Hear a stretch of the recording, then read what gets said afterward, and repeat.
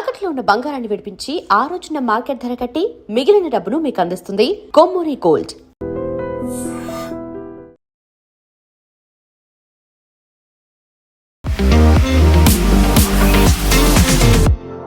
నమస్తే, నేను Kavitha. Welcome to I dream news and నిజాలు. ఇరాన్ మీద అమెరికా, ఇజ్రాయెల్ దాడి కొనసాగుతూనే ఉంది. వరుసగా 7వ రోజు కూడా అది కంటిన్యూ అవుతోంది.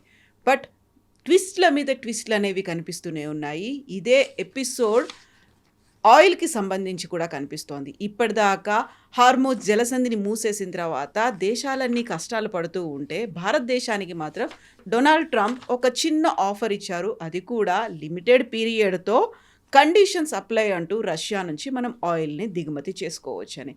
బట్ ట్రంప్ చేసిన దీన్ని ఎలా చూడాలి మనం? నిజంగా భారతదేశం మీద పెత్తనం చూపిస్తున్నారా, లేకుంటే ఫ్రెండ్లీ నేచర్ అనేది కనిపిస్తోందా?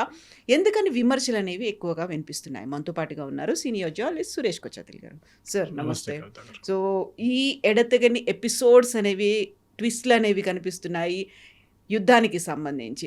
సో అదే కండిషన్ ఇప్పుడు ఆయిల్ మీద కూడా కనిపిస్తోంది. డిఫరెంట్ ఎపిసోడ్స్ ప్రతిరోజు ఒకటి కొత్తగా ఎందుకు బయటకు వస్తున్నాయి? ఇప్పుడు బేసిక్లీ ఏం జరిగిందంటే స్ట్రెయిట్ ఆఫ్ హార్మోజ్ క్లోజ్ చేశారని చెప్పారు ఇరాన్, కానీ కంప్లీట్గా క్లోజ్ చేయలేదు. నిన్న వినుంటారు మీరు, చైనా, రష్యా, మిగతా దేశాలు, కొన్ని ఏషియన్ కంట్రీస్కి వెళ్ళే షిప్స్కి అనుమతి ఇస్తామని చెప్పి. యాక్చువల్లీ ఇరాన్కి అనుమతి ఇవ్వడానికి అధికారం లేదు, ఎందుకంటే అది ఒక షేర్డ్ రిసోర్స్. అది అటువైపు నుంచి చాలా మటుకు సౌదీ అరేబియా నుంచి వస్తున్న ఆయిల్ కూడా వస్తుంది అన్నమాట. యూఎస్ ఏమంటున్నారంటే ఇప్పుడు వీళ్ళు మిసైల్స్ ఫైర్ చేయడానికి కెపాసిటీ లేకుండా మేము చేసేస్తామంటున్నారు.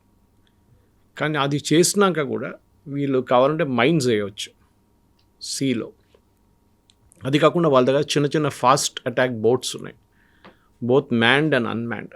అంటే ఎవరిని నడిపించుకుంటూ వచ్చి షిప్ని కొడతారు. నిన్ననో మొన్న ఒక షిప్ని అట్లా కొట్టారు, బ్రిటిష్ షిప్ని ఒకటి. అది జరగవచ్చు, కానీ దాని పాసిబిలిటీ చాలా తగ్గుతుంది. ఇప్పుడుకి మనకి టెన్షన్ లేదు, ఎందుకంటే మనకి 65 రోజుల ఫ్యూయల్ మన దగ్గర ఉంది, which is optimum you can store. దానికన్నా ఎక్కువ మనం స్టోర్ చేయలేము. మన అండర్ గ్రౌండ్ రిజర్వ్స్, రిఫైనరీలో ఉన్న కెపాసిటీ, మన ఏం చెప్తారు డిస్ట్రిబ్యూషన్ పాయింట్స్లో ఉన్న కెపాసిటీ. మన చర్లపల్లిలో హైదరాబాద్లో పెద్ద డిస్ట్రిబ్యూషన్ ఉంటుంది IOCL. 65 రోజులతో మన దగ్గర, అంటే ఆల్మోస్ట్ 2 months ఫ్యూయల్ మన దగ్గర ఉంది. అది చాలా యాక్చువల్లీ. అది కాకుండా చాలా మటుకు fuel is on the way. Venezuela నుంచి, US నుంచి తెప్పించుకుంటూ ఆ ఫ్యూయల్ అంతా వస్తుంది మన వైపు. ఇది కంప్లీట్గా క్లోజ్ కాలేదు యాక్చువల్లీ. అటువైపు సౌదీ అరేబియా ఇటువైపు నుంచి కూడా పంపించచ్చు, రెడ్ సీ నుంచి తీసుకొస్తాయి. బట్ ప్రాబ్లం హూతీలు కూర్చున్నారు అక్కడ, వాళ్ళు గిట్ట ఫైర్ చేస్తే ప్రాబ్లం అయింది. సో మనం అర్థం చేసుకోవాలంటే ట్రంప్ ఇది ఎందుకు ఇచ్చారంటే, బేసిక్లీ దీనికన్నా ముందు బైడెన్ ఒకసారి ఇట్లా చేశారు, మీకు గుర్తుంటుంది. 12-day వార్ వచ్చినప్పుడు కూడా వీళ్ళు, దానికన్నా ముందు జరిగిన సంఘర్షాలు కూడా బైడెన్ ఏమన్నారంటే మీరు రష్యన్ ఆయిల్ కొనుక్కొని రీఫైన్ చేసి మిగతా దేశాలకు అమ్మేసుకోండి, సో ఆయిల్ ప్రైసెస్ తగ్గుతుంది అని చెప్పారు, which is the correct point. కానీ ప్రాబ్లం ఎక్కడ వస్తుందంటే దీని తర్వాత ఎన్ని రోజుల దాకా ఇది నడుస్తుంది, అది క్వశ్చన్ వస్తుంది. ఇప్పుడు మీరు అన్న దాని ప్రకారం ట్రంప్ అడ్మినిస్ట్రేషన్ ఏమో 30 రోజులు ఇచ్చారు. అది కూడా oil stranded at see, already load అయ్యి సముద్రంలో వెయిట్ చేస్తున్నవి. అదేమవుతుందంటే ఈ ఆయిల్ అనేది కెపాసిటీ కొంచెమే ఉంటుంది స్టోర్ చేయడానికి. గ్యాస్ అసలు పాసిబిలిటీ లేదు, గ్యాస్ చాలా తక్కువ. సో ఈ ఆయిల్ని ఎక్కడైనా పంపించాల్సి వస్తుంది. సో వీళ్ళేం చేస్తుంటే పెద్ద క్రూడ్ క్యారియర్స్ తెచ్చుకొని దాంట్లో లోడ్ చేసేస్తారు. లోడ్ చేసి ఫ్లాగ్ బెటర్, దానికి ఫ్లాగ్ బెటర్ ఏం చేస్తారు, ఎవరి దగ్గర నుంచి ఆర్డర్ వచ్చిందంటే అప్పుడు ఫ్లాగ్ ఎక్కిచ్చేస్తారు వాళ్ళు. యూజువలీ లోకంలో ఉన్న ఆల్మోస్ట్ చాలా మటుకు షిప్స్కి లైబీరియన్ ఫ్లాగ్స్ పెడతారు. మీరు అడగవచ్చు లైబీరియా ఎక్కడ ఉందని, నాకు కూడా తెలియదు, అక్కడ ఆఫ్రికాలో ఉండొచ్చు. సో లైబీరియన్ ఫ్లాగ్ ఎందుకు పెడతారంటే మన దగ్గర నాగాలాండ్ నుంచి బస్సులు తెచ్చుకుంటారు, అట్లని ట్యాక్సులు తక్కువ అని చెప్పి. లైబీరియన్ ఇస్ కొంచెం ఏం చెప్తారు, ఒక రూల్స్ రెగ్యులేషన్ లేకుండా నడిపించచ్చు లైబీరియన్ దాన్ని. కానీ ఇప్పుడు జరుగుతున్న దాంట్లో మనకి రష్యా దగ్గర నుంచి కొనాల్సింది ఆల్మోస్ట్ 6 ట్యాంకర్లు మన దగ్గర రెడీ ఉన్నాయంట, అట్ సీ. అది మనం తీసుకోవచ్చు ఇప్పుడు ఇమీడియట్గా. అది మన వైపు తీసుకొస్తే నెక్స్ట్ ఒక 2 months, అది కూడా 1 or 2 months మనం వస్తున్న స్టాక్తో నడిపించుకోవచ్చు. మనం రష్యా దగ్గర నుంచి ఒకటే కాదు, మనం గయానా దగ్గర నుంచి కొంటున్నాం, వెనిజువేలా దగ్గర నుంచి కొంటున్నాం, మనం US దగ్గర నుంచి కొంటున్నాం, చాలా దేశాల నుంచి మనం కొంటున్నాం. It's not only West Asia. West Asia I think మన టోటల్ బయింగ్ కెపాసిటీలో 25 నుంచి 30%. రష్యా నుంచి మనం చాలా తెప్పించుకున్నప్పుడు లాస్ట్ ఇయర్ పీక్స్ రష్యన్ సీజన్లో మనం సౌదీ అరేబియా నుంచి చాలా తగ్గించేసాం, ఇరాన్ నుంచి కొనట్లేదు. So Strait of Hormuz is not a factor for us at all. కానీ మనకు ఒక్క ఫ్యాక్టర్ ఉంది, క్రూడ్ ఆయిల్ కాదు. క్రూడ్ ఆయిల్ కాకుండా చాలా మటుకు మిగతా ప్రోడక్ట్స్ ఉన్నాయి, అది మనం చూసుకోవాలన్నమాట. దానికి ట్రంప్ ఇంకా ఏం చెప్పలేదు. ఫర్ ఎగ్జాంపుల్ గ్యాస్, దీంట్లో 2 టైప్ గ్యాసెస్ ఉంటాయి. ఒకటి సిఎన్జి ఉంటుంది, దగ్గర ఎల్ఎన్జి ఉంటుంది. సో దీనికి ఇప్పుడు మీరు చూస్తున్నారు బ్రిటన్లో which is a big gas consumer, వాళ్ళకి 65% పెరిగింది 1 డేలో. Within 1 day it increase from 51 first, దాని తర్వాత 65%కి పెరిగింది గ్యాస్ ప్రైసెస్. ఇప్పుడు వాళ్ళు ఏం చేస్తున్నారంటే వాళ్ళు రష్యా దగ్గర నుంచి ఒక పైప్ లైన్ ఉంది, రష్యా నుంచి వచ్చి యూక్రెయిన్కి వచ్చి యూక్రెయిన్ నుంచి రష్యా యూరోప్కి వస్తుంది. ఆ పైప్ లైన్ నడిమిట్లో 2-3 ప్లేస్లో యూక్రెయిన్ బ్లాస్ట్ చేసి పడేశారు. ఇప్పుడు యూరోప్ ఏమంటున్నారు, యూక్రెయిన్ దగ్గర రిస్టోర్ చేయమంటున్నారు. నేను రష్యన్ గ్యాస్ కొంటున్నాను, రష్యా అంటున్నారు మీకు గ్యాస్ మేము ఇవ్వమంటున్నారు. మీరు కావాల్సినప్పుడు మమ్మల్ని హెల్ప్ చేయలేదు, మా మీద యుద్ధం చేస్తున్నారు, మీరు ఎక్విప్మెంట్ పంపిస్తున్నారు యూక్రెయిన్కి, మీరు ఏంటి చెప్తారు జెట్స్ ఇస్తున్నారు, వాళ్ళకి మిసైల్స్ ఇస్తున్నారు, మేము మీకెందుకు గ్యాస్ ఇవ్వాలని. So it's become a big political issue నా అక్కడ. స్ట్రైట్ ఆఫ్ హార్మూజ్ చాలా మటుకు క్లోజ్ చేసిన దాని తర్వాత ఆయిల్ ప్రైసెస్ 15% పెరిగింది కవిత గారు. ఇంకా పెరగచ్చు, కానీ ఎక్కువ పెరుగుతుంది ఎందుకు అంటే భారతదేశం లాంటి వాళ్ళకి పర్మిషన్ ఇచ్చారు. అది కాకుండా సౌదీ అరేబియా వాళ్ళ ల్యాండ్తో ఒక పైప్ ఉంది అదర్ ఎండ్, నేను చెప్పాను చూడండి రెడ్ సీ వైపు, అక్కడి నుంచి కూడా పంపింగ్ చేస్తున్నాయి, కానీ కెపాసిటీ ఎక్కువ లేదు దానికి. హోర్మూస్ నుంచి వెళ్ళే కెపాసిటీ లేదు. మూడోది యుఎస్ నేవీ వచ్చి కూర్చుంటారని ట్రంప్ ఒక అష్యూరెన్స్ ఇచ్చారు స్ట్రైట్ ఆఫ్ హార్మూస్లో.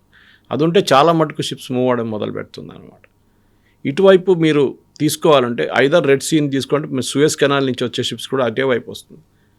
కానీ ఓన్లీ క్రూడ్ కాదు, ఓన్లీ ఏం చెప్తారు ఎల్ఎన్జీ కాదు, ఆల్సో చాలా మటుకు పెట్రోకెమికల్స్ వస్తుంది అదే రూట్లో. అది కాకుండా ఫర్టిలైజర్, ఇదంతా 40% ఆఫ్ వరల్డ్స్ ఫర్టిలైజర్ వస్తున్న అదే రూట్ హార్మూస్. కాకుండా ఫస్ట్ ప్రయారిటీ మాత్రం ఆయిల్కి ఉంది. కానీ మీరు మొత్తం బకెట్ ఆఫ్ థింగ్స్ చూస్తే అందరికైనా ఎక్కువ ఫర్టిలైజర్ ఉంటుంది, క్రూడ్ ఉంటుంది ఆబ్వియస్లీ, దాని తర్వాత ఫర్టిలైజర్ వస్తుంది, ఈవెన్ పెట్రోకెమికల్స్ ఉంది. చాలా important. 34% of world supply of fertiliser, నేను డేటా నుంచి చెప్తున్నాను మీకు, గోస్ త్రూ హోర్మూస్ 34%. అప్పుడు మన ఎరువులు ఇక్కడ వాడుతున్న ఎరువుల కోసం మనం రేపు అది బంద్ అయితే ఏం చేస్తాం, మనం ఎక్కడి నుంచి తెప్పించుకుంటాం? దాట్స్ గోయింగ్ టు బి చాలా పెద్ద క్వశ్చన్ ఉంటుంది. మెథనాల్ 32% అదే రూట్ నుంచి వస్తుంది. క్రూడ్ ఆయిల్ మనం చూస్తున్న క్రూడ్ 31%, కంపేర్ టు మెథనాల్ చాలా తక్కువ క్రూడ్. ఎల్ఎన్జీ 19%. ఫార్మస్యూటికల్స్కి కావాల్సిన NGLs, that is liquid natural gas, ఇది అదే రూట్ నుంచి వస్తుంది. ఇప్పుడు మనం అర్థం చేసుకోవాలంటే ఈ ఎన్జిఎల్స్ అంటారు, ఎన్జిఎల్స్ని యాక్చువల్లీ ప్రాసెసింగ్ టైంలో సపరేట్ చేస్తారన్నమాట. దీన్ని ప్రాసెసింగ్ టైంలో దాన్ని సపరేట్ చేసి న్యాచురల్ గ్యాస్ ప్రాసెస్ చేసినప్పుడు సపరేట్ చేసి దాన్ని ఎల్ఎన్జీగా తీసుకొస్తుంది. సో ఆ పార్టికల్స్ ఫార్మస్యూటికల్స్కి చాలా పనికి వస్తుంది. మన ఫార్మస్యూటికల్ ఆగిపోతుంది. సో మన క్రూడ్ ఒకటే ఆలోచిస్తున్నాం, crude no it's beyond crude చాలా మటుకు. మిగతా ప్రోడక్ట్స్ ఇంకో ప్రాబ్లం వీళ్ళకు ఉంది ఏంటంటే వీళ్ళకి కావాల్సిన సరుకులంతా ఇదే రూట్ నుంచి వస్తుంది. మనం ఇక్కడ నుంచి బయటికి వెళ్తున్నాం స్ట్రైట్ ఆఫ్ హార్మూస్ నుంచి, ఆయిల్, ఫర్టిలైజర్, మిథనాల్ అన్నీ. రిటర్న్ వైపు గ్రెయిన్స్, వెజిటబుల్స్ యూజువలీ ఫ్లైట్లో కూడా తీసుకురావచ్చు కారు, కానీ చాలా మటుకు ఈ రూట్ నుంచి వస్తుంది. ఇది 1 వే ట్రాఫిక్ కాదు, 2 వే ట్రాఫిక్ ఉంది. వీళ్ళకి అది రాకపోతే అక్కడున్న ప్రజలు మోస్ట్లీ ఎక్స్పాట్రియేట్స్, దాంట్లో చాలామంది ఇండియన్స్ కష్టపడతారు. దానికోసం మీరు చూసుంటారు యుఏఈ రూలర్స్ దుబాయ్ మాల్ వెళ్ళి నడుచుకుంటూ వెళ్ళి మాట్లాడుతూ క్రౌన్ ప్రిన్స్ అన్ని ప్రైస్లు ఏమి ఎక్కువ కాదు, భయపడకండి, ఇక్కడే ఉండండి. ప్రాబ్లం ఎక్కడ వస్తుందండి కవిత గారు, నెక్స్ట్ 15 డేస్లో ఈద్ రాబోతుంది, ఈద్ ఎండ్ అవుతుంది, రంజాన్ ఈద్ ఎండ్ అవుతుంది. అప్పుడు కన్జంప్షన్ పెరుగుతుంది. వీళ్ళు ఆ టైంకి తెచ్చుకోలేకపోతే then it becomes a big issue. ఒక లిమిటెడ్ ఎక్స్టెంట్ కార్గో అవుతుందో తెచ్చుకోవచ్చు, కానీ there's a limit to it. Ships నుంచే తెచ్చుకోవాల్సింది major. So Saudi Arabia will get impacted, UAE will get impacted. Bahrain చిన్న కంట్రీ, ఎక్కువ ప్రాబ్లం ఉండదు. సో పెద్ద country, even Iran for that matter, Iran కూడా ఇంపాక్ట్ అయిపోతుంది. ఇప్పుడు ఏం చేయబోతున్నారు, ఎందుకంటే ఇప్పుడున్న పరిస్థితుల్లో మనం చూస్తున్నాం అమెరికా స్ట్రాటజీ ఏంటి అని డిస్కస్ చేస్తున్నాం మనం. ఫస్ట్ అమెరికా స్ట్రాటజీ ఇరాన్ దగ్గర ఉన్న ఆయుధాలని మొత్తం ధ్వంసం చేయడం. That includes drones, missiles. డ్రోన్స్ని ఆపలేరు ఎక్కువ, వాళ్ళు ఎక్కడి నుంచైనా లాంచ్ చేసుకోవచ్చు, ఒక రోడ్డు మీద తీసుకెళ్ళి అక్కడి నుంచి లాంచ్ చేసుకోవచ్చు మీరు. కానీ మిసైల్ లాంచెస్ కావాల్సి వస్తుంది. నేను ఎక్స్ప్లెయిన్ చేశాను మీకు, ట్రక్ లాగా ఉంటుంది, దాంట్లో ఒక యాంగిల్లో తీసుకొస్తారు, ఐదర్ 45 degrees 90 degrees తీసి ఫైర్ చేస్తారు. దీ లాంచెస్ మీద కాన్సన్ట్రేట్ చేస్తున్నారు. లాస్ట్ 24 గంటల్లో వాళ్ళ అంచనా ప్రకారం 500 లాంచెస్ మీద వీరు యాక్ట్ చేశారంటున్నారు. దాంట్లో ఎంత అంశమైందో తెలియదు. 500 ఇది మొత్తం కొట్టేస్తే లాంచెస్ని మిసైల్స్ వెళ్ళదు. అప్పుడప్పుడు చిన్న ఒకటో రెండు వెళ్ళచ్చు. మీరు చూసుంటారు, నిన్న అజర్బైజాన్ మీద అటాక్ చేశారు. Of all the places Azerbaijan. Actually అజర్బైజాన్లో ఒక ఎంక్లేవ్ మీద కొట్టారు వాళ్ళు. అజర్బైజాన్లో చాలా రోజుల నుంచి గొడవ నడుస్తుంది, మీకు తెలిసి ఉంటుంది. ఆర్మేనియా అండ్ అజర్బైజాన్ నకోనో ఖారబా అని చెప్పేసి ఒక ఏరియా కోసం పోరాడుతున్నారు వాళ్ళు. ట్రంప్ చెప్పారు అన్నమాట, ఆ ఇద్దరు యుద్ధాన్ని ఆపాననేది. ఆ యుద్ధం కన్నా అది ఇంకా కాలేదు, నడుస్తుంది అది ఇంకా, అంటే అంత ఫుల్ ఫ్లెజ్ కాకుండా. కానీ అక్కడ వచ్చి కొట్టారు ఇప్పుడు. So Azerbaijan is got wild, ఎందుకంటే it's Muslim country, Islamic country. మీరెట్లా మమ్మల్ని కొడతారు అని చెప్పి వాళ్ళు ఇప్పుడు ఇరాన్ మీద పడుతున్నారు. ఇరాన్ ఏమంటారు, మేమే కొట్టనే లేదు మీ మీద, ఇది చేసేది ఇజ్రాయెల్ పని, ఇదంతా కావాలని చెప్పి వాళ్ళు ఎక్కడి నుంచో ఫైర్ చేసి మా పేరు మీద పెడుతున్నారు. ఇరాన్ కొట్టారు అంటున్నారు, మేము కొట్టలేదు అంటున్నారు. ఇదే డైలాగ్ ఇరాన్ సైప్రస్ మీద చెప్పారు. సైప్రస్ RAF బేస్ మీద కొట్టినప్పుడు కూడా ఇదే మాట అన్నారు, మేము చేయలేదు, ఇంకెవరో చేస్తున్నారు, మా పేరు స్పాయిల్ చేయడానికి ఇంకెవరో చేస్తున్నారు. సరే అది సపరేట్గా పెడదాం, అది ఇప్పుడు మనం బిలీవ్ చేయలేం దాన్ని. కానీ ఇప్పుడున్న పరిస్థితుల్లో నెక్స్ట్ 5 days చాలా క్రూషియల్గా ఉంటుంది. నెక్స్ట్ 5 daysలో ప్రెసిడెంట్ ట్రంప్ ఆయన ఈ వార్ ఎండింగ్ గేమ్కి రాకపోతే పెద్ద ప్రాబ్లం కాబోతుంది. ఆయన వారైతే మొదలుపెట్టాడు. ఇప్పుడు చూడండి, ఆయన 5 స్టేట్మెంట్లు ఇచ్చారు లాస్ట్ 36 hours. ఫస్ట్ అంటే చెప్పారు, ఇరానియన్ ప్రజలు మీరందరూ రోడ్డు మీదకి రండి, వచ్చి పోరాటం చేయండి అని, ప్రొటెస్ట్లు చేయాలి. Within 8 hours it changed. మీరు రోడ్డు మీద రాకండి, మేము మా వాళ్ళు మిసైల్స్ ఫైర్ చేస్తున్నారు, మీరు రోడ్డు మీద వస్తే వాళ్ళు చంపేస్తారు, లేకుంటే మా మిసైల్స్ వచ్చి మేము పడుతుంది, మీరు రోడ్డు మీద రాకండి, ప్రొటెస్ట్ చేయకండి. ఓకే, తర్వాత 6 గంటల తర్వాత తల్లి మార్చేశారు. నో మీరు రోడ్డు మీద 36 గంటల్లో 6 సార్లు మార్చారు ఆయన స్టేట్మెంట్. తో అమెరికన్ పాలసీ మేకర్స్ కన్ఫ్యూజ్ అయిపోతున్నారు. ఆర్మీ వాళ్ళు, ఆన్ ద ఫీల్డ్లో ఉన్న ఆర్మ్ ఫోర్సెస్ వాళ్ళు, సెంట్కామ్ వాళ్ళు కన్ఫ్యూజ్ అయిపోతున్నారు. ప్రెసిడెంట్ ఒకటి అంటున్నారు, మళ్ళీ ఇంకో 3 అంటారు, ఇంకటి అంటారు, ఇంకో 3 అంటారు. ఇది ఒక స్టేబుల్ పాలసీ కాదు. సో ట్రంప్కి ఇప్పుడు ప్రాబ్లం ఏమొచ్చిందంటే కవిత గారు, దట్ ఎండ్ గేమ్ ఎక్కడ వస్తుందని అర్థం కావట్లేదు. ఇది ఎట్లా ఎండ్ చేయాలనేది. సపోజ్ ఇది ఇంకొక 2-3 వారాలు నడుచుకుంటే వీళ్ళు రెజ్యూమ్ చేంజ్ అయితే కావట్లేదు. ట్రంప్ ఏమన్నారు ఇవాళ పొద్దున, అక్కడ కొత్త లీడర్ని ఎవరు ఎన్నుకుంటారో ఆయన నేను డిసైడ్ చేస్తానంట. అది ఎట్లయితుందండి? వాళ్ళ దేశం, వాళ్ళ సోకాల్డ్ రూల్, దాంట్లో మీరెళ్ళి నేను వెనజువేలాలో చేశాను కదా, రాడ్రిగీస్ని కూర్చోబెట్టాను అక్కడ, ఆమెని ఇక్కడ కూడా నేనే కూర్చోబెడుతున్నాను. కానీ ఇరానియన్ ప్రజలు అది అంగీకరించారు. అక్కడ ఈవెన్ వ్యతిరేకంగా ఉన్న వాళ్ళు కూడా, ఖమేనీ వ్యతిరేకించిన వాళ్ళు కూడా ఇది అగ్రీ చేయరు. హౌ కెన్ US ప్రెసిడెంట్ మా వాళ్ళని ఎట్లా సెలెక్ట్ చేస్తారు? దీనికి ఒక బ్యాక్ స్టోరీ ఒకటి ఉంది. 1953లో అప్పుడున్న ఒక డెమోక్రట్లీ ఎలెక్టెడ్ ప్రైమ్ మినిస్టర్ని, హెడ్ ఆఫ్ స్టేట్ని ఒక కూలో లిటరలీ కూ చేశారు. US MI6 కోసం, బ్రిటిష్ ఇంటెలిజెన్స్ కోసం చేసిన పని. మొహమ్మద్ బెజావ్ అని చెప్పి ఒక ప్రధానమంత్రి ఉండే, ఇరానియన్ ప్రైమ్ మినిస్టర్. ఆయన కిందకి దింపారు వీళ్ళు కలిసి. ఎందుకంటే ఆయన అక్కడి నుంచి తీసుకెళ్లే ఆయిల్ని మాకు రాయల్టీ కావాలని అడిగారు బ్రిటన్ దగ్గర. అప్పుడు దాకా బ్రిటనే తీసుకెళ్తున్నారు ఆయిల్. ఆలోచించండి, ఇరాన్ నుంచి డబ్బులు ఇవ్వకుండా. సో ఇలా అడిగారు, రాయల్టీ అడిగారు, మాకు ప్రతి బ్యారెల్ ఇంత ఇవ్వాలి, మీరు మా దగ్గర తీసుకెళ్తున్నారు, మేము ఇవ్వని చెప్పాము. సో ఈ this president became very tough. So ఆయన్ని కిందకి దింపేశారు వీళ్ళు. రీప్లేస్మెంట్గా తీసుకొచ్చింది షా ఆఫ్ ఇరాన్, రేజా పెహ్లవి. ఆయన 53 నుంచి 79 దాకా రూల్ చేశారు. దాని తర్వాత ఖొమేనీ వచ్చారు, మనకు స్టోరీ అంతా తెలుసు. ఇప్పుడు మీరు అదే డెమోక్రసీ కావాలంటే మీరే కదా ఆ డెమోక్రసీని స్పాయిల్ చేసింది, మీరే కదా వాడిని కిందకి దింపింది. మళ్ళీ మీరు కొత్త డెమోక్రసీ తీసుకొస్తారు మీరు. సో ఇది ఏం చెప్తారు, ఒక పాస్ట్ మెమరీ. కర్మ ఎక్కడ వెళ్ళదు, కర్మ తిరిగి వస్తుంది ఏదో ఒక రోజు. And this is the classic example of that. ఇప్పుడు USకి ఏం చేయాలని తెలియట్లేదు. ఇజ్రాయెల్కి చాలా క్లియర్, వాళ్ళ మ్యాండేట్ ఏంటి, వీళ్ళని మొత్తం నాశనం చేయాలి, వీళ్ళకి కెపాసిటీ ఉండకూడదు లాంచింగ్ చేయడానికి, లేకుంటే ఏదైనా మిసైల్ కానీ డ్రోన్ కానీ ఏదైనా, యురేనియం కూడా. కానీ USకి ఎగ్జిట్ చేయడానికి అర్థం కావట్లేదు. ట్రంప్ ఎందుకు దిగాడు ట్రంప్కే తెలియదు ఇప్పుడు. ఒక వార్ ఆపడం అంటే మోదీ గారు చేసినప్పుడు మనందరూ మన దేశంలో సోకాల్డ్ ఆర్మ్ చైర్ ఎక్స్పర్ట్స్ చాలామంది ఉన్నారు. మోదీ గారు ఎందుకు ఆపారు, 4 రోజుల్లో ఇంకో 2 రోజులు ఉంటే మనం కరాచీ కొట్టేస్తుండే, పాకిస్తాన్ లేకుండా అయిపోతుండే, ఇస్లామాబాద్ మన చేతిలో ఉంటుండే, మన ఆర్మీ అక్కడ వెళ్ళి కూర్చుంటుండే. అదే గ్రౌండ్ సిచ్యువేషన్ ఇంకొకటి ఉంటుంది. యుద్ధం స్టార్ట్ చేయడం చాలా ఈజీ. రష్యా యుక్రెయిన్ వార్ మొదలైనప్పుడు అందరు అన్నారు పుటిన్ 2 వారాల్లో ఫినిష్ చేసేస్తాడు, అయిపోతుంది అన్నారు. 4 సంవత్సరాలు అయింది. 1,00,000 మంది ఎక్కడ, 1,00,000 మంది అక్కడ చనిపోయారు. No result. ఇప్పుడు కూడా నడుస్తుంది. ఇప్పుడు అందరు మర్చిపోయారు. యాక్చువల్లీ అక్కడ యుద్ధం ఉందనేది మర్చిపోయారు పాపం. వాళ్ళిద్దరు కొట్టుకుంటున్నారు. ఎన్ని మంది వచ్చినా ఎంతమంది పోయారో తెలియదు. ఇప్పుడు లాస్ట్ 1 మంత్లో ఇటువైపు చూడండి, పాకిస్తాన్ ఆఫ్ఘనిస్తాన్ కొట్టుకుంటున్నారు. ఎవడు పట్టించుకోవట్లేదు. అది కూడా పాకిస్తాన్ నిన్న కూడా ఏదో బాంబింగ్ చేశారంటున్నారు. ఇది పర్టికులర్ ఏం ప్రాబ్లం అంటే ప్రెసిడెంట్ ట్రంప్కి ఈ వార్ మన మోదీ గారు ఆపినప్పుడు ఏమన్నారు, మన ఆబ్జెక్టివ్ మనం మీట్ అయిపోయాం. ఇజ్రాయెల్ గాజా కూడా అదే అన్నారు, వారంలో అయిపోతుంది, ఒక 10 డేస్లో Israel will finish them of అన్నారు. ఇప్పుడు అది కూడా 2 సంవత్సరాలు 3 సంవత్సరాలు అవుతుంది, నథింగ్, నో రిజల్ట్. ఇప్పుడు కూడా అక్కడ బాంబింగ్, ఇక్కడ బాంబింగ్ నడుస్తుంది. మోదీ గారు ఎందుకు ఆపారంటే వాట్ ఈజ్ యువర్ ఆబ్జెక్టివ్? మీ ఆబ్జెక్టివ్ టెర్రరిస్ట్ క్యాంప్ని కొట్టడం. కొట్టామా, అయిపోయింది. వాళ్ళు చనిపోయారు చాలామంది, very good, we're stopping it, we have nothing more. కానీ పాకిస్తాన్ మన మీద దాడి చేశారు మళ్ళీ. So we have to hit back. And మనకు తెలిసిందే 4వ రోజు మొత్తం ఫినిష్ అయినప్పుడు వాళ్ళు సీజ్ ఫైర్ అడిగారు మన దగ్గర, కిరాణా హిల్స్ కొట్టిన తర్వాత. We agree to. అక్కడే వస్తుంది. ఇప్పుడు ట్రంప్కి యుద్ధం ఆపాలంటే ఏ పొజిషన్ మీద తీసుకొచ్చి ఆపుతారు? నేను అక్కడ రెజీమ్ మార్చలేదు, రెజీమ్ అదే రెజీమ్ ఉంది ఇప్పుడు కూడా. వెనిజువేలాలో ఇంత మాట్లాడతారు కానీ ఆయన ఇప్పుడు కూడా మడూరో వాళ్ళే మంచిలో ఉన్నారు. పేర్లు మారారు అంతే. Maduro government is still there. It is Rodriguez is running the government, అంతే, ఇంకేం డిఫరెన్స్ లేదు అక్కడ. వాళ్ళ మినిస్టర్స్ ఉన్నారు, వాళ్ళ దాంట్లో ఉన్న క్యాబినెట్ ఉన్నారు, వాళ్ళ ఆర్మీ చీఫ్ ఉన్నారు, అందరూ వాళ్ళే ఉన్నారు. పేరు ఒకటే మార్చారు అంతే.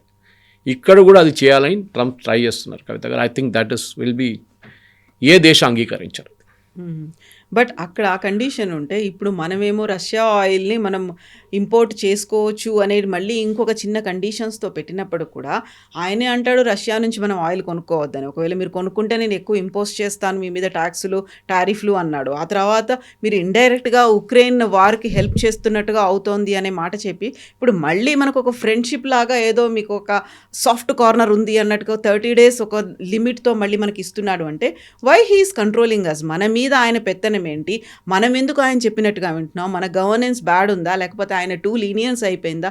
ఎందుకు ట్రంప్ మన మీద అంతలా ప్రెషర్ పెడుతున్నాడు అనే ఒక మాట. ఈ వార్ మొదలైనప్పుడు శనివారం రోజు పొద్దున్న నేను ఒక ట్వీట్ చేశాను, సేయింగ్ దట్ ట్రంప్ మన మీద 25% టారిఫ్ పెట్టబోతున్నాడు. అది దేనికని అడగండి, రష్యన్ ఆయిల్ కొనాలి అని చెప్పి. కొనకపోతే మేము 25% టారిఫ్ పెడతాం మీ మీద. అదే జరిగింది. ఇప్పుడు టారిఫ్ లేదు, కాకపోతే 30 days టారిఫ్ లేదు కాదు, ఇప్పుడు టారిఫ్ పెట్టలేరు. Even if you by Russian oil today tariff పెట్టలేరు, ఎందుకంటే అది సుప్రీంకోర్టు కొట్టుపడేశారు అది. సో ఆయనకు అది ఆప్షన్ లేదు. ఇప్పుడు ఉన్న 15% మ్యాక్సిమం, అంతే, దానికన్నా ఎక్కువ ఆయన చేయలేరు. కానీ ఈ కెన్ డూ అదర్ థింగ్స్. మన మీద మిగతా కండిషన్స్ పెడతారు, లేకుంటే ఇంకేదైనా ఇష్యూ క్రియేట్ చేస్తారు, చేయొచ్చు కావాలంటే. కానీ మేజర్గా రష్యా దగ్గర నుంచి ఆయిల్ ఎందుకు కొంటున్నాం అంటే, ఒకటి, ఈ 3వ 4వ రోజు పుటిన్ ఒక స్టేట్మెంట్ ఇష్యూ చేశారు that we are ready to give oil to India because India మాకు ప్రాబ్లం ఉన్నప్పుడు మాతో నిలబడిన నేషన్. ఎవరు కొనకపోతే మా దగ్గర ఇండియా కొనుక్కున్నారు ఆయిల్. వాళ్ళ మీద శాంక్షన్స్ వేశారు, అప్పుడు కూడా మా దగ్గర కొనుక్కున్నారు ఇంకా 6 నెలలు. ఆలోచించండి. So we will help. అదే టైంలో నేను చెప్పాను చూడండి, రష్యా యుక్రెయిన్ నుంచి వెళ్తే పైప్ లైన్ గురించి చెప్పారు. ఓకే, మేము యూరోప్కి గ్యాస్ ఇవ్వము, దట్స్ ఇట్. ఎందుకంటే మా మీదే మీరు శాంక్షన్ తెప్పించారు, మా మీద స్విఫ్ట్ అకౌంట్ అంతా బంద్ చేయించారు, మా డబ్బులని గుంజుకున్నారు. Why should we give you gas? Simple as that. Correct కదా? మనకి ఎవరైనా హెల్ప్ చేసినప్పుడు, మనం ప్రాబ్లంలో ఉన్నప్పుడు వాళ్ళని ఎప్పుడు మనం మర్చిపోం. Same case what Putin is saying. ఇప్పుడు ఇచ్చిన కండిషన్ ప్రకారం అట్ సీ ఉన్న ట్యాంకర్స్ చాలా ఉంటుంది. అట్ సీ షాడో ట్యాంకర్స్ అంటారు దాన్ని, షాడో షిప్స్, షాడో ట్యాంకర్స్ అంటారు. ఇది తిరుగుతూనే ఉంటుంది సీలో. ఒక ప్లేస్లో వెళ్ళి ఒక 2 రోజులు ఉంటుంది, మళ్ళీ అక్కడి నుంచి ఇంకో ప్లేస్కి వెళ్తుంది, అక్కడి నుంచి 3వ ప్లేస్కి వెళ్తుంది. లాస్ట్ ఎవడో అడుగుతారు ఏముందా అని, అంటే గ్యాసోలిన్ ఉంది, ఓకే తెచ్చుకో, ఎంత పర్ బ్యారెల్ ఇంత, ఓకే రెడీ, చాలా మేము కొనుక్కుంటామంటారు. ఇది చాలా మటుకు నేటో షిప్స్ ఆపారు దీన్ని. చాలా రోజులు నడుస్తుంది గేమ్ అది. హై సీజ్లో నేటో ట్రూప్స్ పట్టుకుంటున్నారు, ఈ షిప్స్ని పట్టుకొని తీసుకెళ్ళిపోతాం. మొన్న కూడా చూసాం, ఇరాన్ నుంచి వచ్చిన 2 షిప్లు మనమే పట్టుకున్నాం. ఓకే, అంటే ఇది ఒక గేమ్. ఇది పొలిటికల్ గేమ్. ఈ ఆయిల్ అనేది ఇప్పుడు పెద్ద మార్కెట్లో పెద్ద ఇష్యూ అయిపోయింది. కానీ మన దగ్గర మన ప్రేక్షకులు నేనేం చెప్పాలనుకుంటా, మీరు ప్యానిక్ కాక్కర్లేదు. ఇక్కడ కొంతమంది సోకాల్డ్ ఎక్స్పర్ట్స్ టెలివిజన్ స్టూడియో కానీ న్యూస్ పేపర్లో కూడా చూశాను వాళ్ళ ఆర్టికల్స్లో, కొంతమంది లేనిపోయిన పుకార్లు చెప్తున్నారు. గవర్నమెంట్ ఆఫ్ ఇండియా కూడా చాలా క్లియర్గా చెప్పారు, మన దగ్గర మోర్ దాన్ అడిక్వేట్ ఉంది, మన రష్యన్ ఆయిల్ కొంటున్నాం, వీఆర్ బయింగ్ వెనిజువేలన్ ఆయిల్, మీరు ఏ టెన్షన్ పడక్కర్లేదండి. సో సోషల్ మీడియాలో ఒక వీడియో కనిపించింది, పంజాబ్లో ఒక పర్సన్ వాటర్ ట్యాంకర్ని పెట్రోల్ బంక్కి తీసుకెళ్ళి దాంట్లో 1000 లీటర్స్ పెట్రోల్ కొట్టించాడు అనేది. ఆయన పిచ్చోడు అంతే, ఇంకేం చెప్పలేము. బికాస్ మీరు ఎన్ని రోజులు స్టోర్ చేస్తారు దాన్ని, దేనికి వాడుకుంటారు? మీరు ట్రాక్టర్లో వాడుకుంటారా? Okay, I can make sense. కానీ ఏం మన దగ్గర ఇదే ప్రాబ్లం కాబట్టి మీరు గుర్తుంటుంది, ఇప్పుడు ప్రైసెస్ ఆయిల్ ముందు వారంకి మారుతుండే ఆయిల్ ప్రైసెస్. ఒకసారి ₹2 పెంచుతారు, మళ్ళీ ₹1 తగ్గిస్తారు. ఈ ₹2 పెంచగానే రేపు పొద్దు నుంచి పెంచుదామంటే సాయంత్రం కాగానే పెట్రోల్ బంక్ ముందు పెద్ద లైన్ ఉంటుండే. దాంట్లో మర్సిడీస్ బెంజ్ నడిపిస్తున్నాడు కూడా లైన్లో వచ్చి నిలబడతాడు. మీరు ఫుల్ ట్యాంక్ కొట్టినా కూడా మీరు ఎంత సేవ్ చేస్తారు? $200, $300, $400 అంతే కదా. ఒక కార్ ఫుల్ ట్యాంక్ కొట్టిస్తే దానికైనా ఎక్కువ అయితే మీరు సేవ్ చేయరు. మ్యాక్సిమం ₹1000 ఉండొచ్చు పెద్ద కార్స్లో. ఎందుకు ఇంత ప్యానిక్? అదే అర్థం కావట్లేదు. ఇప్పుడు కూడా అంతే, there no need to panic. ఎందుకంటే మన మోర్ దెన్ ఎనఫ్. మన దగ్గర మనం ఎప్పుడు మాట్లాడుతూ ఉంటాం చూడండి, అండర్ గ్రౌండ్ స్టోరేజ్ ట్యాంక్స్ ఇవాళ వచ్చింది. సాల్ట్ క్యావెన్స్లో కూడా మనం స్టోర్ చేస్తున్నామంట. సాల్ట్ తీసిన క్యావెన్స్ ఉంటుంది, దాంట్లో కూడా మనం యూఆర్ స్టోరింగ్ పెట్రోలియం ప్రోడక్ట్స్. కానీ ఇప్పుడు జరుగుతుంది ఎందుకంటే ప్రాబ్లం మెయిన్గా ఈజ్ విత్ ఖతార్ దగ్గర ఉన్న ఈ గ్యాస్ మనం తీయలేకపోతున్నాం బయటికి. అది మనం already Petronet already force major class వేసారు నిన్న. అంటే మీరు కండిషన్స్ ఇప్పుడు ఇట్లా ఉంది, మేము కూడా ఏం చేయలేము, మేము కూడా తీసుకోలేకపోతున్నాం మీ దగ్గర నుంచి, మీరు కూడా ఆపేశారు ప్రొడక్షన్ అని చెప్పి. ఆయిల్ స్టోర్ చేసుకోవచ్చు, గ్యాస్ స్టోర్ చేసుకోలేము. So it's gonna be a problem. మన ఇండస్ట్రీస్కి ప్రాబ్లం వస్తుంది. కానీ మనం యూరోప్ లాగా మనం ఎక్కువ గ్యాస్ హీటింగ్ అంతా వాడడం మనం. So that is a great advantage మనకి. కానీ గ్యాస్ ప్రైసెస్ 51% నిన్న పెరిగింది బ్రిటన్లో ఒక రోజులో. చూద్దాం అది నెక్స్ట్ 2-3 డేస్లో ఏమవుతుంది. రష్యా మళ్ళీ అలౌ చేస్తారా, అది వాళ్ళ పైప్ లైన్ నుంచి మళ్ళీ పంపింగ్ అలౌ చేస్తే గ్యాస్ ప్రైసెస్ మళ్ళీ తగ్గుతుంది. కానీ ఓవరాల్గా ప్రెసిడెంట్ ట్రంప్కి ఒక ఎండ్ గేమ్ లేదు, అది పెద్ద ఇష్యూ అయిపోయింది. ఎక్కడ ఆపాలని అర్థం కావట్లేదు. డైలీ ఫస్ట్ డే సాటర్డే నుంచి నిన్న 6th డే ఈవినింగ్ దాకా ఇరాన్ ఫైర్ చేసే మిస్సైల్స్ 80% తగ్గింది, డ్రోన్లు 72% తగ్గింది. అంటే 2 థింగ్స్ మస్ట్ బి హ్యాపెనింగ్. 2 కారణాలు ఉండొచ్చు. ఒకటి, వీళ్ళ దగ్గర ఆయుధాలు అయిపోతున్నాయి, తో బంద్ చేసేస్తున్నారు. రెండవది, వీళ్ళు సేవ్ చేసుకుంటున్నారు. డైలీ 50 కొట్టక్కర్లేదు, డైలీ 100 కొట్టక్కర్లేదు, డైలీ 200 డ్రోన్లు కొట్టక్కర్లేదు. మనం రోజుకి 10 డ్రోన్లు కొడదాం డిఫరెంట్ డైరెక్షన్స్లో, చాలు. వీళ్ళు ఎప్పుడు భయపడి ఉంటారు, ఎప్పుడు టెన్షన్లో ఉంటారు. ఇది మన ఒక నెల కోర్సు నడిపిస్తే Trump has to take a decision, exit. ఆ ఎగ్జిట్ సొల్యూషన్ ఏంటి చూడండి. ఇప్పుడు ఆయన ఏం చేస్తాడు, ఏమనంటే అంటాడు, నేను గెలిచేసాను, అయిపోయింది, వీఆర్ ఫినిష్ ద వార్ అని వెళ్ళిపోతారు. ఇది 11 నెలల ముందు కూడా జరిగిన ఇదే సీన్. అప్పుడు జూన్లో జరిగింది ఏంటి, మేము మొత్తం ఇరానియన్ న్యూక్లియర్ స్ట్రక్చర్ని కొట్టి పడేసాం, వీఆర్ డిస్ట్రాయిడ్ ఇట్ అన్నారు. మళ్ళీ 6 నెలల తర్వాత యురేనియం ప్రాసెస్ చేస్తున్నా అంటారు. ఎట్లా జరిగిందండి అది? Where did you get the centrifuge from? Centrifuge open మార్కెట్లో దొరకదు మీకు, చాలా రెస్ట్రిక్టెడ్ ప్రోడక్ట్. యూఎస్ దాని మీద ఫుల్ నిఘా పెట్టున్నారు, వాళ్ళ సిఐ కానీ మిగతా వాళ్ళు చెక్ చేస్తున్నారు, వీళ్ళు ఏమైనా ఇంపోర్ట్ చేస్తారు. మళ్ళీ వీళ్ళ స్ట్రక్చర్ ఎట్లా డిస్ట్రాయ్ అయింది అంటున్నారు. చేయలేదు, జరగలేదు, స్మాల్ డ్యామేజ్ జరుగుంటుంది అక్కడెక్కడ. ఇప్పుడు ట్రంప్కి ఇష్యూ ఏంటంటే, నాకు నా మనిషి అక్కడ కావాలి, Iranian president should be my man. It will not happen, జరగదు అది, 100% ఇట్ విల్ నాట్ హ్యాపెన్. దానికి ఇప్పుడు ఈగో ఇష్యూ రాబోతుంది. ఆల్రెడీ మీరు చూస్తున్నారు, పుష్ బ్యాక్ జరుగుతుంది. బ్రిటన్ హెల్ప్ చేయట్లేదు, ఫ్రాన్స్ హెల్ప్ చేయట్లేదు, ఒక షిప్ ఏదో పంపించారు అంతే. స్పెయిన్ అయితే నో అని చెప్పేశారు, ఆయన మీద టారిఫ్ పెడతారంట దానికోసం ఫైట్కి. So everybody is backed out. అన్నిటికంటే సర్ప్రైజింగ్ ఏంటంటే కవిత గారు, దిస్ గల్ఫ్ నేషన్స్ వాళ్ళ మీద దాడి చేసినా కానీ, వాళ్ళు థ్రెటన్ చేసినా కానీ ఏం చేయట్లేదు ఇరాన్ మీద, ఇంక్లూడింగ్ ఖతర్ ఏమన్నారు, మా మీద దాడి చేశారు కదా, we will show what we can do అన్నారు. నిన్న సాయంత్రం 2 Iranian jets, I'm not sure which one it was, Su-52 లేకుంటే పాత మిగ్లో తెలియదు, ఆల్మోస్ట్ అలూద్ బేస్ దగ్గరకు వచ్చేసారు ఖతర్లో. They were just I think 15-20 kilometre దూరంలో ఉన్నారు. For a jet 15-20 kilometres nothing, సెకండ్స్లో వచ్చేస్తారు వాళ్ళు. అప్పుడు ఖతార్ దాన్ని కొట్టుపడేశారు 2ని, దే షాట్ ఇట్ డౌన్. ఇప్పుడు ఇరాన్ వాళ్ళ జెట్స్ కూడా యూజ్ చేస్తున్నారు, ఎక్కడుండే ఇన్ని రోజులు తెలియదు. దానికి ఒక ఎగ్జాంపుల్ ఇవ్వాలంటే Iran size 4 times that of France కన్నా 2 to 3 times to 4 times bigger than France. So మీరు ఎక్కడైనా దాచిపెట్టవచ్చు. మీరు తెహరాన్లో పెట్టక్కర్లేదు, ఇస్ఫహాన్లో పెట్టక్కర్లేదు, కోమ్లో పెట్టక్కర్లేదు, మీరు ఎక్కడో దాచిపెట్టవచ్చు ఏరియాస్లో, remote corners you can hide it. అప్పుడు మీకు ఇంకా దీన్ని ఎక్కడ ఉందని తెలుసుకోవడానికి ఇంకా పెద్ద ప్రాబ్లం అవుతుంది. ఒకటే అడ్వాంటేజ్ ట్రంప్కి ఏముందంటే and Israel also that first day వాళ్ళు డీకెపాసిటేట్ చేశారు న్యూ లీడర్షిప్ని. దాని తర్వాత ఖమెనీ అండ్ కమాండర్స్, దాని తర్వాత సెకండ్ లెవెల్ వాళ్ళే ఇప్పుడు హ్యాండిల్ చేస్తున్నారు. మీరు మొన్న ఒక బాంబింగ్ జరిగింది వీళ్ళది ఒమాన్ మీద, వీళ్ళు అన్నారు తప్పైంది అనేది. రెండో రోజు మళ్ళీ కొట్టారు. అంటే సంబడి హైరార్కీలో రాసి పెట్టారు మన మీద బాంబింగ్ జరిగితే ఇది చేయాలి 1 2 3 4 5 6 అని. వాళ్ళు అదే చేస్తున్నారు. And they are not giving up. They are not giving up and they are not taking orders from the top because nobody to take orders from. మీ కమాండర్ చెప్పాలి కదా ఆపరా నాయనా అని చెప్పేసి. ఇది ఆపడం చెప్పడానికి ఎవరు లేరు. సో మాకు చెప్పింది మేము చేస్తున్నాం అంతే. సో ఒక్క రోజుకి వీళ్ళకి ఇప్పుడు ఎన్ని కొట్టచ్చు, ఒకరోజు మనం ఆపాలన్నా, should be hold it back, ఏం చెప్తారు ఆ థింకింగ్ వీళ్ళకి రావట్లేదు. ఇది పెద్ద ప్రాబ్లం అన్నమాట. సో ఏ రోజు దీని ఎండింగ్ అవుతుందో అది ఎవరికి తెలియట్లేదు. ఇజ్రాయెల్కి తెలియదు and Israel is not bothered. యూఎస్కి చాలా పెద్ద ప్రాబ్లం, ఎందుకంటే ట్రంప్కి పొలిటికల్ వెపన్ అయిపోయింది. నెటన్యాహుకి ఇష్యూ లేదు. ట్రంప్కి ఇప్పుడు లోకల్ ఫస్ట్ మొదలైన రోజులు 2-3 రోజులు అందరు వా అన్నారు. ఇప్పుడు అందరూ వెరీ స్కెప్టికల్.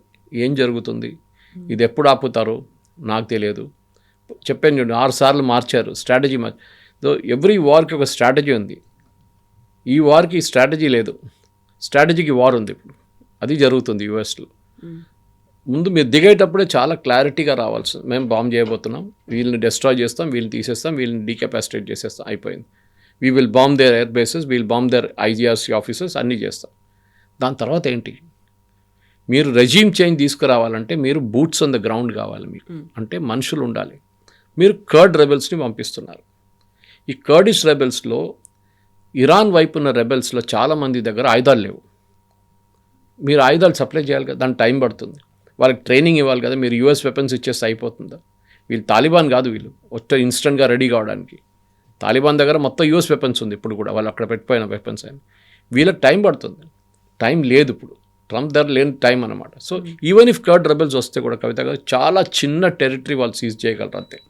అదే టైంలో ఐజీఆర్సీ వాళ్ళు, దట్ ఈస్ వాళ్ళ రెవల్యూషనరీ గార్డ్స్ వస్తే వాళ్ళు ఈజీగా కర్డ్ని ఫినిష్ చేసేస్తారు వాళ్ళు.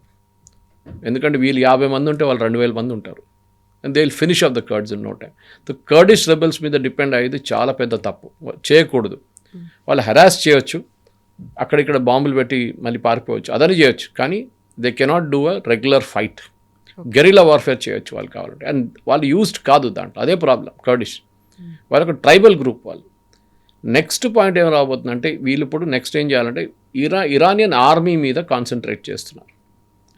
నాకు అదే డౌట్, పొద్దున్నుంచి అదే చెప్పుకుంటూ వస్తున్నాను. కొన్ని ఇప్పుడు చూస్తున్న కొన్ని యూఎస్ ఛానల్స్ కూడా అదే మాట్లాడుతున్నారు. ఇరానియన్ ఆర్మీని కొనుక్కుంటారు యూఎస్.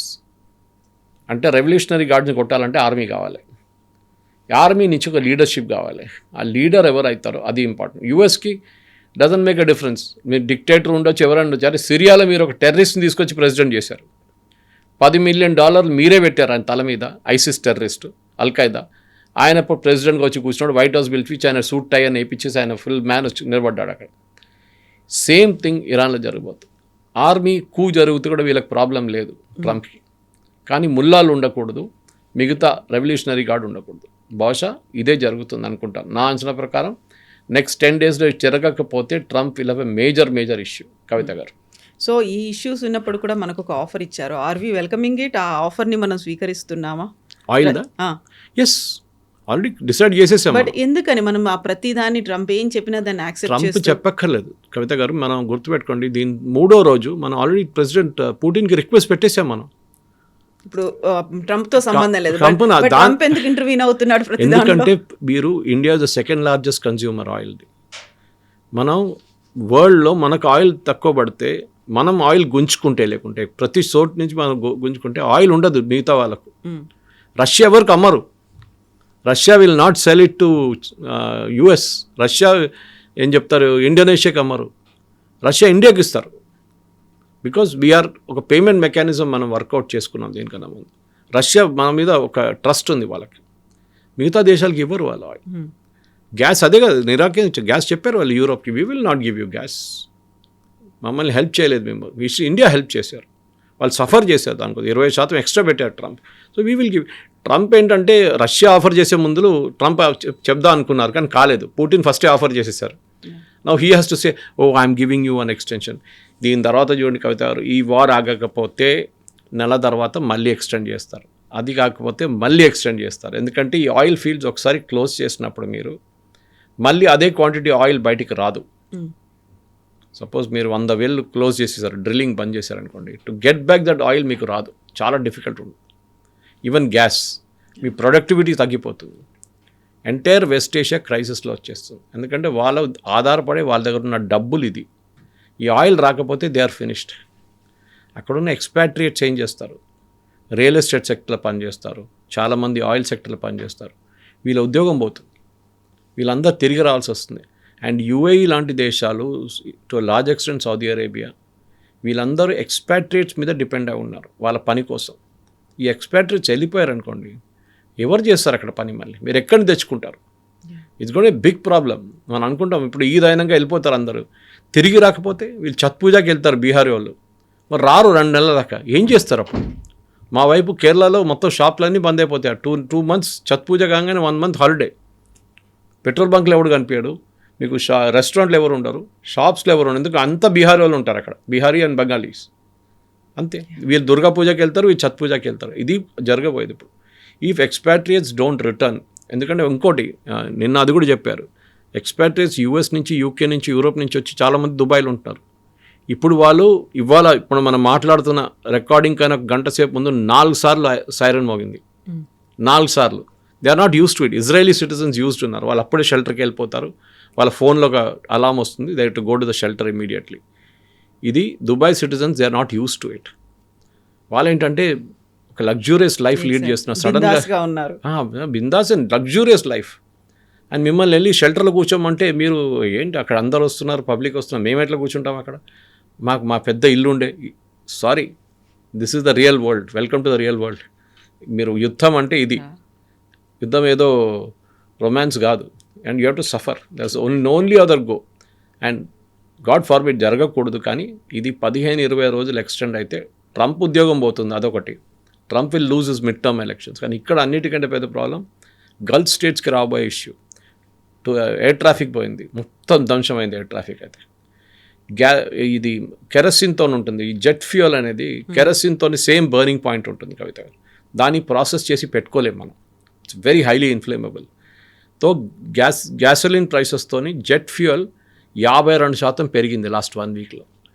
మీరు ఇప్పుడు ఢిల్లీకి వెళ్ళడానికి మీరు 8,000 రూపాయల టికెట్ తీసుకుంటే it will now become 12,000 to 15,000 rupees. మీరు పెట్రోల్ బంక్ల ప్రైస్ గురించి మాట్లాడుతున్నారు, that is not a worry. అది ఎక్కడ airline ATF fuel is gone to become expensive. Of course government దగ్గర ఇంకా ట్రిక్స్ ఉన్నాయి. గవర్నమెంట్ దాన్ని కస్టమ్ డ్యూటీ తగ్గించేస్తారు, so automatically the price will come down. అది గవర్నమెంట్ ఎమర్జెన్సీ మెజర్స్లో చేస్తారు, అది ఎక్కువ పెరగదు. కానీ చెప్తున్నాను నేను, so ATF priority wise ATF is not a priority. కానీ ఇప్పుడు జెట్ ఎయిర్లైన్స్ అక్కడ సౌదీ నుంచి కానీ దుబాయ్ నుంచి they are not flying. So వాళ్ళు ఏం చేస్తారు, డంప్ చేయడం ట్రై చేస్తారు ఇండియాలో తీసుకొచ్చి. ఇప్పుడు ATF అదే జరగబోతుంది నెక్స్ట్ 15 daysలో. Indian airlines from India also, like IndiGo, Air India, వీళ్ళకి చాలా పెద్ద లాస్ వచ్చింది దీంట్లో. ఎట్లా తట్టుకుంటారో తెలియదు, కానీ somewhere government will have to find a way out. Yes, sir. Thank you so much. Thank you very much. Thank you.